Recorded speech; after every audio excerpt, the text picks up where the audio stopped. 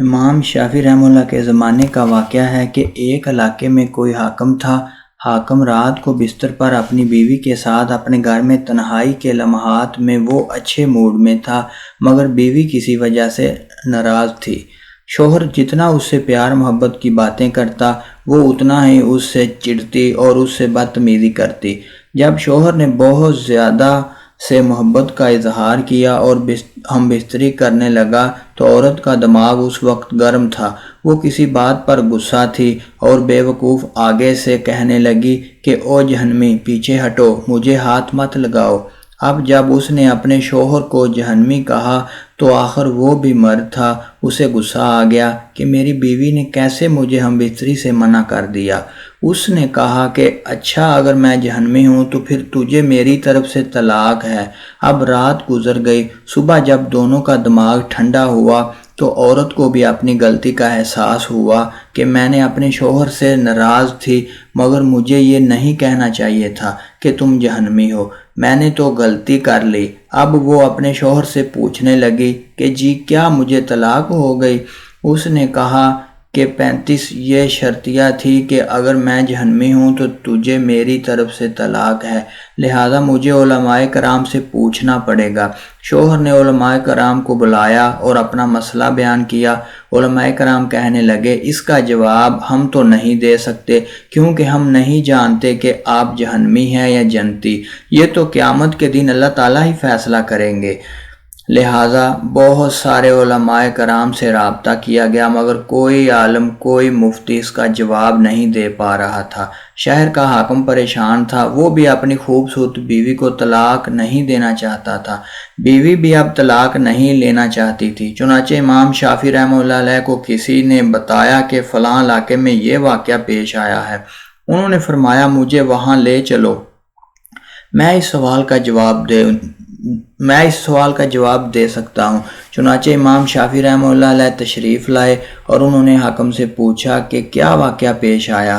حاکم نے بتایا کہ اس طرح میری بیوی نے یہ الفاظ کہے اور میں نے اس کے جواب میں یہ الفاظ کہے، اب بتائیں طلاق ہوئی ہے کہ نہیں؟ امام شافعی رحمہ اللہ علیہ نے فرمایا کہ جناب عالی، اس کا جواب دینے کے لیے مجھے آپ سے تنہائی میں کچھ باتیں پوچھنی پڑیں گی۔ اس نے کہا ٹھیک ہے۔ چنانچہ امام شافعی رحمہ اللہ علیہ نے حاکم سے کہا مجھے زندگی کا کوئی ایسا واقعہ بتاؤ کہ جس میں آپ گناہ کرنے کا موقع رکھتے ہوں، گناہ کرنا آپ کے لیے آسان ہو، مگر اللہ کے ڈر کی وجہ سے آپ نے اپنے آپ کو بچا لیا ہو۔ حاکم تھوڑی دیر سوچنے کے بعد کہنے لگا ہاں، ایک دفعہ میری زندگی میں یہ واقعہ پیش آیا ہے کہ ایک دن میں جلد میں اپنے دفتر کے کاموں سے فارغ ہو کر اپنے کمرے میں چلا گیا۔ پھر جیسے ہی میں نے کمرے میں داخل ہوا تو دیکھا کہ محل میں کام کرنے والی لڑکی میرے کمرے میں چیزوں کو سنوار رہی تھی، بستر کو ٹھیک کر رہی تھی۔ جب میری نظر اس کے چہرے پر پڑی تو لڑکی حسن و جمال میں بڑی اعلیٰ تھی۔ چنانچہ میں نے دروازے کو بند کر دیا۔ جب میں آگے بڑھا تو لڑکی سمجھ گئی کہ میری نیت خراب ہے۔ وہ نیک بخت اور پاک دامن تھی۔ میری طرف دیکھ کر اس نے کہا اے بادشاہ، اللہ سے ڈرو۔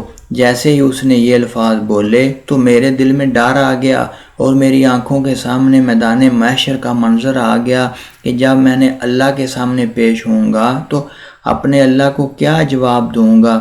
میں نے دروازہ کھول دیا اور لڑکی سے کہا چلی جاؤ۔ حالانکہ اگر میں چاہتا تو لڑکی سے اپنی خواہش پوری کر سکتا تھا، کیونکہ مجھے کسی نے پوچھنا ہی نہیں تھا، مگر اس نیک بچی کے یہ الفاظ میرے دل پر بجلی کی طرح گرے اور مجھے اللہ کا خوف آ گیا۔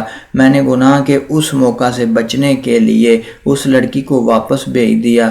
یہ ایک ایسا گناہ تھا جسے میں کر سکتا تھا تو مگر اللہ کے خوف کی وجہ سے میں نے نہیں کیا۔ جب اس نے یہ واقعہ سنایا، امام شافعی رحمہ اللہ علیہ نے اس سے کہا کہ آپ کی بیوی کو طلاق ہوئی اس لیے کہ آپ جہنمی نہیں ہیں، آپ جنتی ہیں۔ جب انہوں نے یہ فتویٰ دیا، سارے عالم دین ان سے بحث کرنے لگے کہ آپ کیسے کہہ سکتے ہیں کہ آپ کیسے جنت کا ٹکٹ دے سکتے ہیں؟